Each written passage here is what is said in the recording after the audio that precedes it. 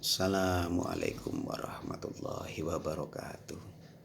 Bismillahirrahmanirrahim. Alhamdulillahirabbil alamin. Shalatu wassalamu ala asrofil anbiya'i wal mursalin Sayyidina Muhammadin wa ala alihi washabihi ajmain. Kita ketemu lagi teman-teman. Jadi hari ini kita membahas keterkaitan antara sholat sebagai tiang agama ya, terus sama ujung dari kehidupan kita, yaitu kita mengharapkan untuk berakhir dengan husnul khotimah. Sebenarnya keterkaitannya itu cukup masuk akal teman-teman, karena begini, sholat kita selama 24 jam itu 5 kali ya, karena kita menganut 5 waktu. Nah, itu sholat wajibnya teman-teman, yang mana salah satu syarat sahnya sholat, kita harus berwudu, kan gitu, harus bersuci. Nah, secara logika, apabila kita dalam keseharian itu menjalankan sholat 5 waktu tepat waktu, paling tidak kita itu berada dalam kondisi yang suci, kan itu ya, berada pada kondisi yang suci.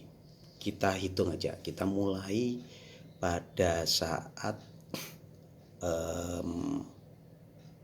Isya aja ya, mulai Isya ya. Isya itu kalau WIB waktu Indonesia bagian Barat itu mulainya 7:30. Berarti kita wudhu paling tidak 7:30 teman-teman. Habis itu kita melakukan ritual sholat. Nah, ritual sholat itu kita lakukan paling tidak kalau kita benar-benar menghayati dan benar-benar menjalankan jalan sholat itu secara berjamaah, katakan ya teman-teman ya, itu paling tidak membutuhkan waktu itu 15 menit. Nah, 15 menit berarti jam 8 kurang seperempat selesainya, belum sholat rawatib dan lain sebagainya ya. Nah, di situ selama 15 menit kita kan menahan kesucian kita, kan itu. Belum nanti kalau teman-teman melakukan kegiatan tadarus Quran. Nah, tadarus Quran. Sehingga apa? Sehingga jangka waktu antara teman-teman yang masih menjaga wudhu itu durasinya semakin panjangan gitu ya. Selama nggak ngentut. Nah, gitu, kalau selama nggak ngentut. Nah, apabila itu terjaga, maka teman-teman, bukan hal yang tidak mungkin pada saat tidur teman-teman masih dalam keadaan suci, kan gitu, masih keadaan suci, insya Allah ya. Asalnya itu tadi, makanya ada kaitannya juga dengan makanan. Makanya Rasulullah itu menyarankan kita makan itu secukupnya, kan itu, dengan yang baik-baik saja yang dimakan. Nah, berhenti makan sebelum kenyang, kan gitu. Itu ada hubungannya juga teman-teman, supaya apa? Nggak ngentutan. Nah gitu, kalau sudah bersuci, sudah wudhu, sudah jaga wudhunya, nggak ngentutan. Nah gitu, karena makanannya benar juga, porsinya juga nggak terlalu banyak. Nah, setelah itu tidur kita dalam keadaan suci. Nah, apabila kita tidur ya dalam keadaan suci, tidur, maka bangun-bangun itu kita harus untuk nggak bisa langsung sholat teman-teman. Karena apa? Itu sudah batal, itu istilahnya, itu kesuciannya itu batal, jadi harus wudhu lagi kalau mau sholat. Nah, untuk teman-teman yang menjalankan sholat tahajud, berarti kan ibaratnya tuh memperbarui wudhu tuh, ya kan, memperbarui wudhu, akhirnya sholat suci lagi. Nah, suci lagi. Ada yang teman-teman habis sholat tahajud langsung nyambung ke sholat subuh kan gitu. Ada yang tidur lagi kan gitu ya. Whatever lah, pokoknya pilihan itu. Yang jelas pada saat subuh teman-teman wudhu lagi tuh, suci lagi kan gitu, bersuci lagi. Akhirnya setelah subuh itu kan ada yang bertahan di masjid sampai sholat syuruk, sampai terbit. Ada yang bertahan sampai duha. Itu artinya apa? Artinya teman-teman tetap menjaga kesuciannya, ya kan? Tetap menjaga kesuciannya. Tidak kentut, tidak apa. Nah, untuk teman-teman yang punya aktivitas, beraktivitas, tapi pada saat mau sholat duha, kan suci lagi tuh, ya kan? Bersuci lagi. Nah, habis itu semua habis sholat duha, masih terjaga kesuciannya, nggak ngentut, kan bersyukur itu. Tapi kalau ada yang habis duha ya kentut, nah itu tinggal pilihan aja, mau wudhu lagi atau ya sudah biarin aja lah ya. Tapi sayang teman-teman, sayang kalau wudhu lagi dijaga lagi nyambung sampai ke duhur gitu lagi, sholat sunnah rawatib, sholat duhur berjamaah, sholat lagi, terjaga tuh. Nah, jarak antara subuh ke duhur, jarak antara isya dulu, isya ke subuh itu kan ada sholat sunnah yang bisa dilakukan, yaitu sholat tahajud. Dari sholat subuh ke sholat duhur itu ada sholat yang dinamakan sholat duha. Karena apa? Jaraknya ini yang paling jauh kan antara isya dan subuh. Dikasihlah sholat sunat oleh Allah, dikasih sholat tahajud. Nah, dari sholat subuh ke sholat duhur agak panjang waktunya. Dikasihlah sama Allah itu ketentuan sholat duha. Nah, dari duhur ke asar itu kan agak sempit. Nah, gitu, agak sempit ya. Nah, di situ kemungkinan teman-teman itu masih suci itu besar kemungkinan, karena waktunya nggak jauh ini antara duhur dan asar.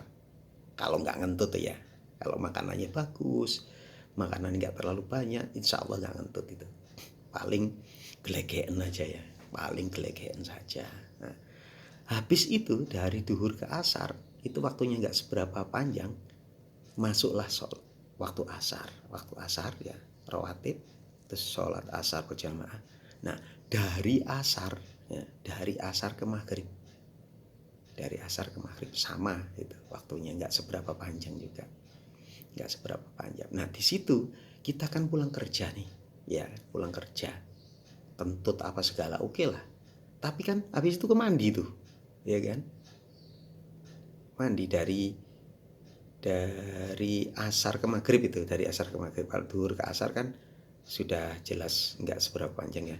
Dari asar ke maghrib kita pulang mandi, bisa bersuci lagi teman-teman, bersuci lagi. Nah, dari maghrib kita kan sudah kira-kira udah di rumah itu, bisa terus Al-Quran, bisa tadarus, bisa baca Al-Quran dalam keadaan suci. Akhirnya kita sholat maghrib. Dari maghrib ke isya ini kan santai-santainya, saat santai ya dari maghrib ke isya biasanya. Nah, di situ itu kita melakukan biasanya, kalau saya masih sampai saat ini tuh ya kita tadarus kan gitu ya teman-teman ya. Berarti dalam 24 jam itu kalau kita menjalankan itu secara tidak sadar ya, kita sudah hampir dalam kehidupan kita itu kita berada dalam apa? Berada dalam wilayah atau berada dalam keadaan yang suci. Lebih banyak sucinya daripada tidaknya. Kalau kita sadari ya. Semoga dengan kita ngobrol seperti ini ya, kita tahu bahwa oh ternyata selama ini saya itu lebih banyak sucinya kan gitu. Kita bisa menilai diri kita sendiri, oh saya kurang bersuci ternyata gitu. Nah, secara kita tidak sadari itu bahwa lebih banyak kita dalam keadaan sucinya apabila yaitu tadi kita benar-benar memegang ketentuan yang telah ditunjukkan oleh Allah, yaitu sholat 5 waktu merupakan tiang agama, kan gitu. Nah, dengan demikian secara logika ya, masuk akalnya itu, maka insya Allah teman-teman, mudah-mudahan husnul khotimah itu akan dapat kita raih, kan gitu. Mudah-mudahan dengan rahmat Allah ya, karena semua itu tanpa kasih sayang Allah dan rahmat Allah itu tidak mungkin itu terjadi teman-teman ya, kan gitu. Tapi itu tadi, kalau kita menjaga 5 waktu tiang agama itu kita tetap tegakkan, terus tubuh kita selalu dalam keadaan suci, insya Allah teman-teman, bahwa husnul khotimah itu akan dapat kita raih. Nah, untuk sebagai pengingat, sudahkah teman-teman hari ini berselawat supaya apa? Supaya kita juga diselawati oleh Allah, kan itu. Ya, jangan lupa selawat. 1 kali kita selawat kepada Rasulullah, 10 kali Allah Subhanahu wa taala berselawat kepada kita. Jadi jangan lupa selawat teman-teman ya. Jangan lupa selawat. Sayang banget, 1000 kita selawat, Allah 20.000. Ya 2 kali 10 kan ya, kali 10 berarti 1000 kita berselawat, 10.000 Allah berselawat kepada kita. Demikian teman-teman. Wabillahi taufiq wal hidayah. Wassalamualaikum warahmatullahi